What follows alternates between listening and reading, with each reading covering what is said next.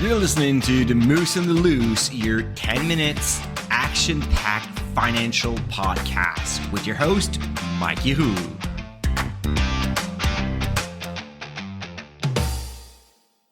Hey, what's up, Market Moose? This is Mike from The Moose on the Loose. Happy Retirement Friday. Today, I am answering questions from Mario, and I just love when I get those questions from you guys. So either you can hit me on YouTube, sending me the question, or you can email me directly. I just love to know what you're thinking, what are your scenarios, and it just helps me to actually address specific issues. So Mario's question is kind of like simple, but at the same time, a lot of people are asking this question. So it's a very good one. He was saying, okay, so I'm about to retire, and a lot of people at retirement, they're thinking about having monthly income, which totally makes sense, right? So you are trying to replicate your income from your kind of like past active life. So just trying to, you don't work anymore, but you still want to like a monthly income or a biweekly income. You get CPP, OAS, maybe a pension plan if you're super lucky. But if you're not, well, you have to build your own, right? So a good solution to do this is actually to buy an annuity. And by buying an annuity, and again, there's no free lunch in finance, right? So on the one side, you have like some positive, on the other, you have like some negative. So the positive for the annuity is you know exactly how much you're going to get every single month. There's no pressure on performance. You don't care about what's happening with the market. You're like fully guaranteed to get that annuity. So it's great because you know exactly what you pay for, you know that in advance, and then you can budget accordingly. So if it works for you and you prefer to sleep well at night, well, that could be a good solution. Unfortunately, as I just said, there's come some downsides. So for the annuity, well, first, if you die tomorrow, well, that's a lot of money that is gone into thin air, right? There are like clauses that you can add for a survivor benefit, but most of the time, the more clauses you add, like that, the lower the amount of the annuity will be. And of course, whenever you die, you don't benefit from that. So that's like one part. The second part is it's not flexible, right? So if a year you need an extra $10,000, well, you're not going to get it from the annuity. The annuity will pay you whatever amount per month, and that's it. That's all. You're not getting anything else. So it's not a perfect solution. It could be combined with other sources of income to create a base income, and then you can have your portfolio. So not the best idea, not the worst idea either. It's just like a matter of like what is more important to you. So Mario's question about this was, all right, so I don't really like the annuity thing, mostly because of the downsides that I just discussed.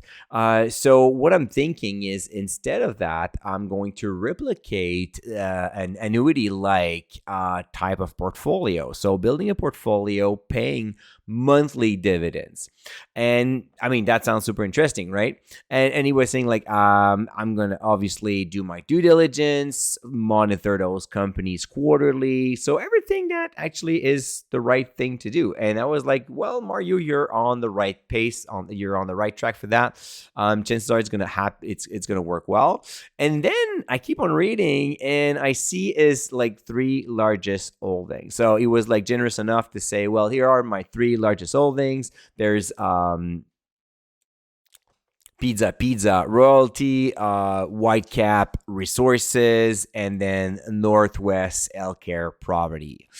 So the ticker will be in the show notes, but it's Pizza. It's PZA.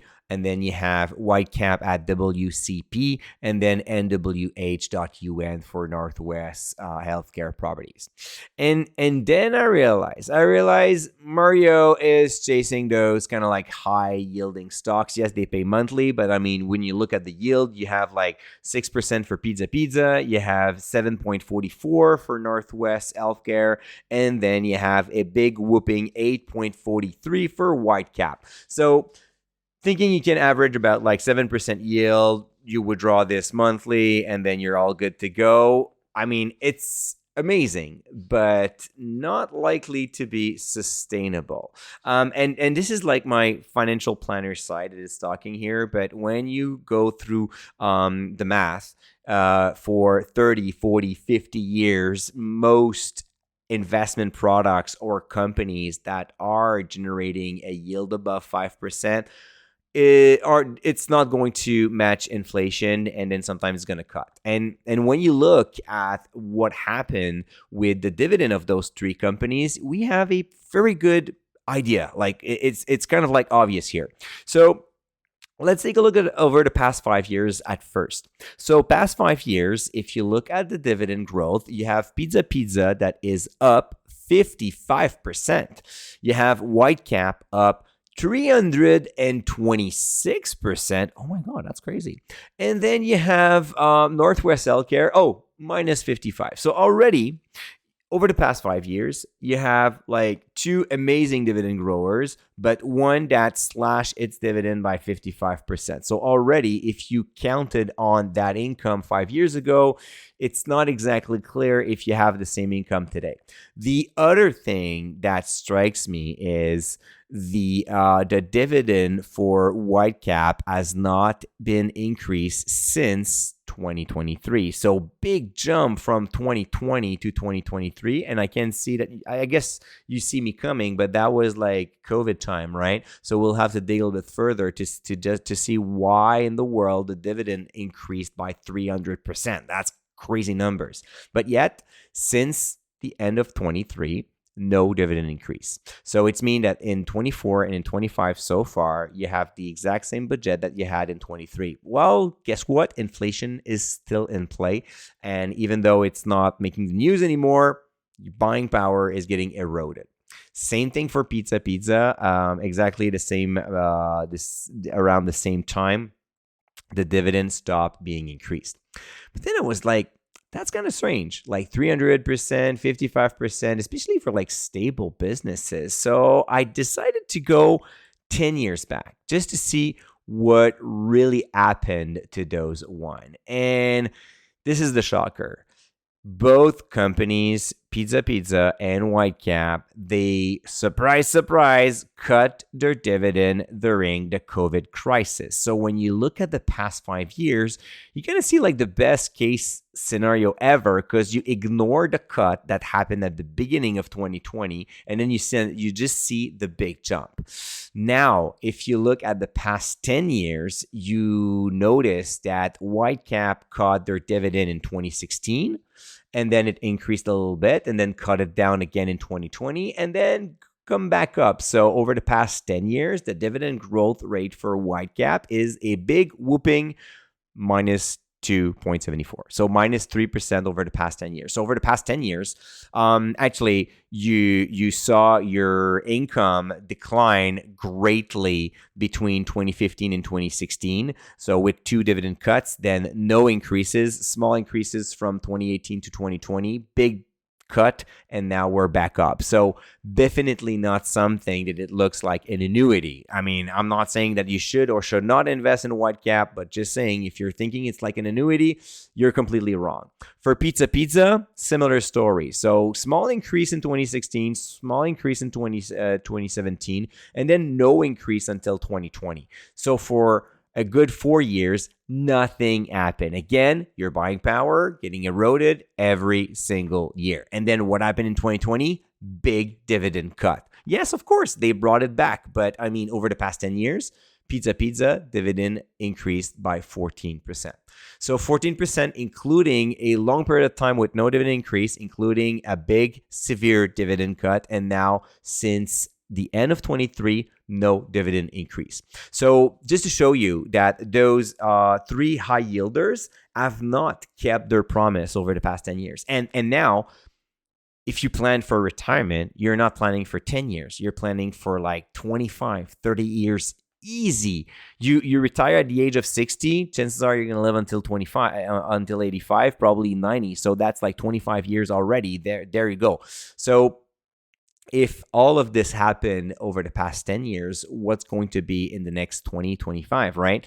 You're putting your retirement at risk just for the sake of having a high yield. Even though you follow those companies, maybe you're going to sell them avoiding the dividend cut. Well, I can tell you that you may have avoided the dividend cut, but you're going to suffer from the stock price going down. Because, of course, when you look at those companies' stock price, it goes up, it goes down.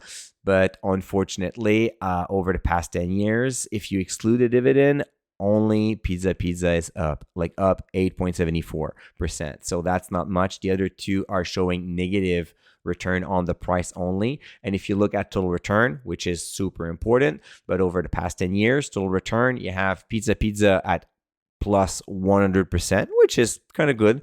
And the other one are plus 21.5 for Northwest and plus 11% for Whitecap. Not annualized return, total return. Like for the past 10 years, not even making up with the inflation, including the dividend. As a comparison, the TSX 60 went up by 142. So even Pizza greatly lagged behind the index. So all that to say that I get the point. You want to mimic an annuity like with your portfolio. That makes sense.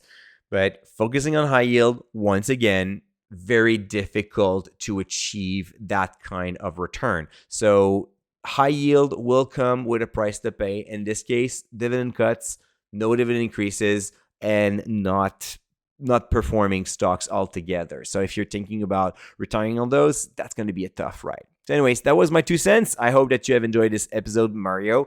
And for the rest of you guys, enjoy your weekend. We're going to talk again on Monday. And until then, don't forget to stay invested. Hey, welcome to the disclaimer. If you're listening to The Moose on the Loose, you cannot really expect me to give you buy or sell recommendation or financial advice, right? You're here for fun, you're here for information and some entertainment. But I am not your financial advisor, I am not your broker, so therefore I'm not liable if you're losing money after listening to the podcast. If you're looking for some advice, go see a professional. If not, you can enjoy the show and do your due diligence after it.